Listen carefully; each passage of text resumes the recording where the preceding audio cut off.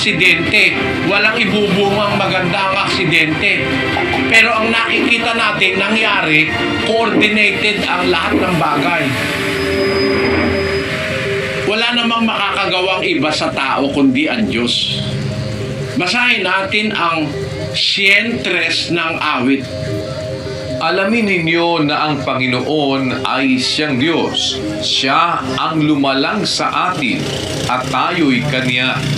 Tayo'y Kanyang bayan at mga tupa ng Kanyang pastulan. Siya ang lumalang sa atin, sabi ng Biblia. Mag-aral ka naman kahit sa siyensya.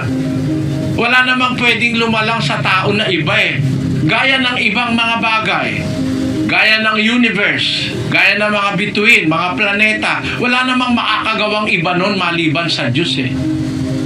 Bakit tayo naniniwalang walang ibang makakagawa nun? Kasi hindi naman pwedeng lumitaw yon nang walang gumawa.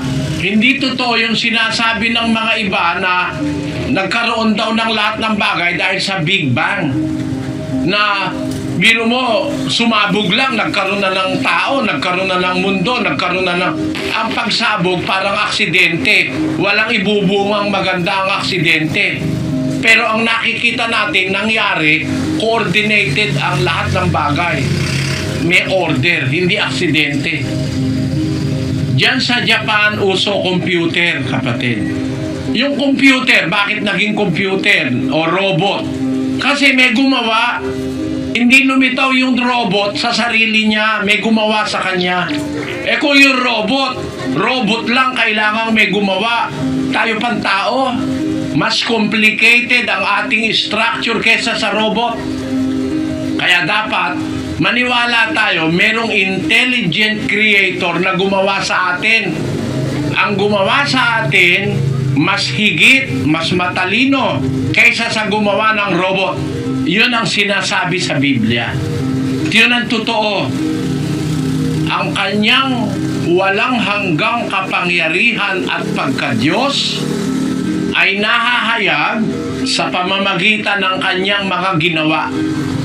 The quality of the creation reflects the quality of the Creator.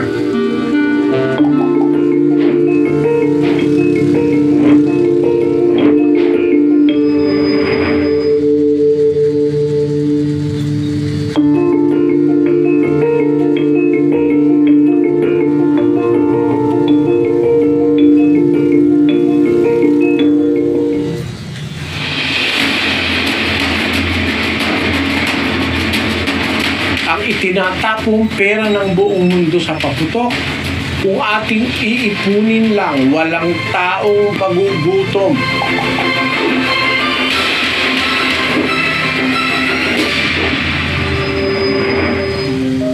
Para sa akin, huwag namang magagalit yung iba. Walang mabuting idinudulot ang paputok. I-regulate, hindi i-regulate, walang nakukuha ang tao sa paputok. Ang itinatapong pera ng buong mundo sa paputok, kung ating iipunin lang, walang taong magugutom. Kung titignan niyo po ang statistics kung gaano karaming pera ang pinapaputok before and after the New Year celebration, ay bilyon-bilyon pong dolyar ang ginugugol ng sangkatauhan dyan sa paputok. Dapat walang magutom na nasa Africa.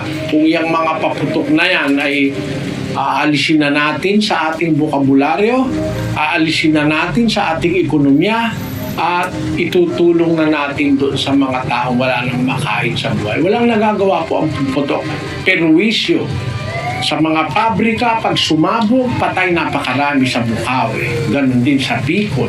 Kung saan man may pabrika ng paputok.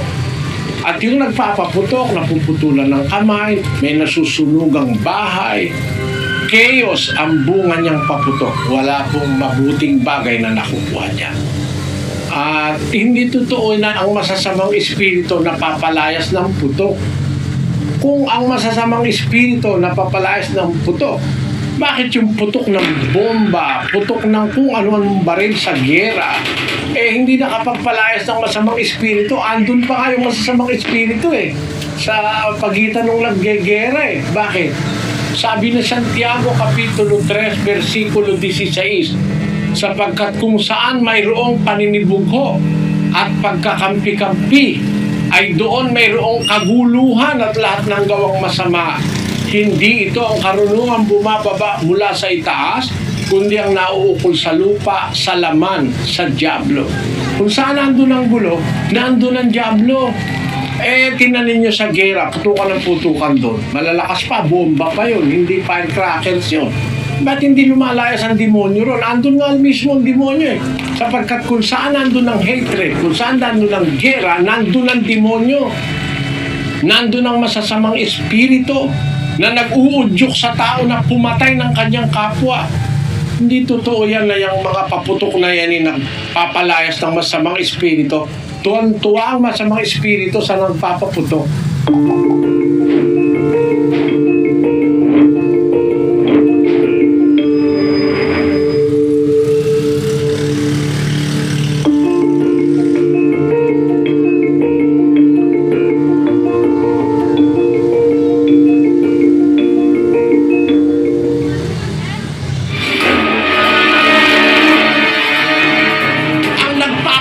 Sa tao, espiritu ng demonyo, hindi espiritu ng Diyos.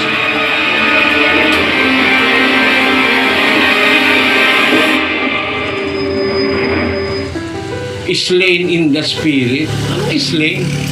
Sino may karapatan to slay you in spirit? Wala man sa Biblia yun eh. Wala yun sa Biblia. Walang ginawa ang mga apostol na pinatungan ng kamay tapos natumba. Meron ba ganon? Walang isang bersikulo sa Biblia na pinatungan ng mga apostol ng kamay na tumba. Ang natutumba, yung pinapatungan ng demonyo. Basahin natin sa isang talata ng Marcos 9:20.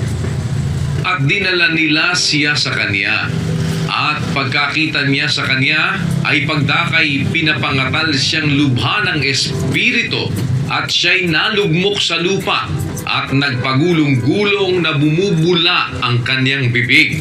Sino ang nagpangatal? Espiritu Santo ba? Hindi. Yung masamang espiritu na sa tao. Ang nagpapangatal sa tao, espiritu ng demonyo, hindi espiritu ng Diyos. Ang espiritu ng Diyos nagpapatatag. Yung Espiritu Santo nagpapatatag, ulitin ko, 8:26 ng Roma. At gayon din naman, ang Espiritu ay tumutulong sa ating kahinaan. Ang Espiritu Santo ng Diyos tumutulong sa ating kahinaan. Pagka may Espiritu ka, tatatag ka, hindi ka mangangatal. Basahin natin sa 19. At sumagot siya sa kanila at nagsabi, O lahing walang pananampalataya, hanggang kailan makikisama ako sa inyo? Hanggang kailan titiisin ko kayo? Dalhin ninyo siya rito sa akin. Kasi hindi mapalabas ng mga apostol yung masamang espiritu. Sabi ng mga apostol, Panginoon, ba't hindi namin mapalabas yun? Ang sabi ni Kristo sa mga apostol, lahing walang pananampalataya, hanggang kailan ko kayo titiisin? Dalhin nyo rito sa akin. Pinadala sa kanya yung may espiritu ng demonyo. Ano nangyari? At dinala nila siya sa kanya.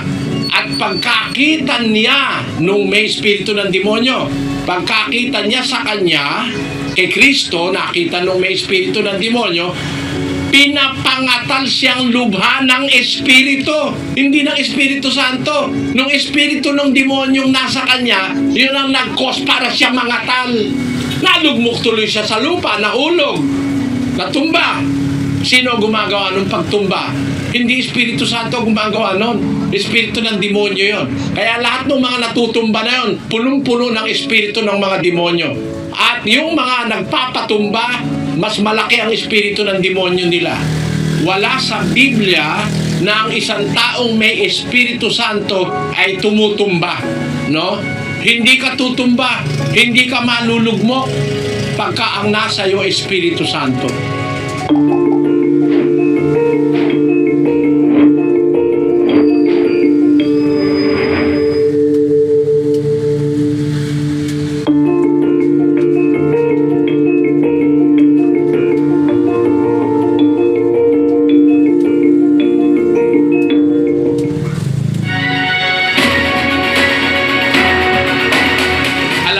gumawa ka ng mabuti, magbubunga rin yun ng mabuti sa'yo.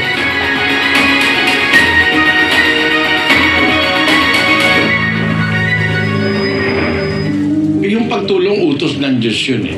Walang problema sa tumutulong eh. Mag-aral lang tayo ng aral na totoo. Walang problema yung tumutulong. Sabi ng iba, uy, huwag mong bibigyan yan. Mga sindikato yan, mga bata. Kaya tuloy yung iba, nagkakaroon ng lusot para wag tumulong. Ay, sindikato lang yan. Bibili lang ng drugs yan. Alam nyo, ako hindi ko problema yun eh, kung saan niya dadalhin. Ang kailangan makita sa'yo ng Diyos, nakahanda kang sumunod sa aral niya. Kung yung tinulungan mo, nagtatamad-tamad, hindi mo problema yun. Ang utos kasi tumulong eh. Bigyan mo sa humihingi, huwag mong tatalikdanan sa nangungutang. 5:42 ng Mateo. Utos yan. Kaya pag may humihingi, ang obligasyon mo, magbigay ka. Yun namang nangungutang, kung kaya mong pautangin, edi pautangin mo. Diba, utangin ay pambili ng pagkain, okay lang yun. Kahit hindi ka nabayaran, okay lang yun. Pero, ang problema nung iba, yan naman eh kaya, tamad-tamad lang eh.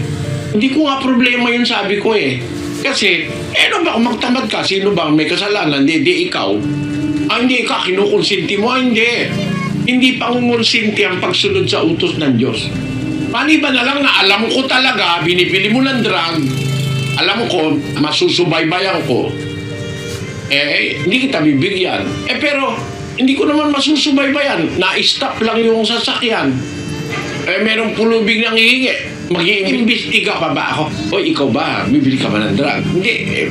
Ang utos ng Diyos ay maawa ka, tumulong ka sa mahirap. O di bigyan mo. Problema niya na kung saan mapunta yun, hindi mo na problema yun.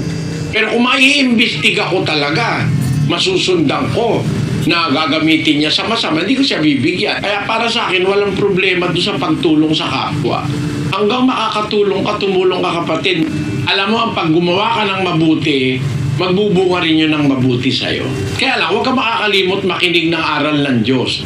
At baka mamaya, yung paggawa mo ng mabuti, wala kang guide, ano? Dapat may guide ka, yung aral ng Diyos na itinuturo sa iglesyang nasa Biblia.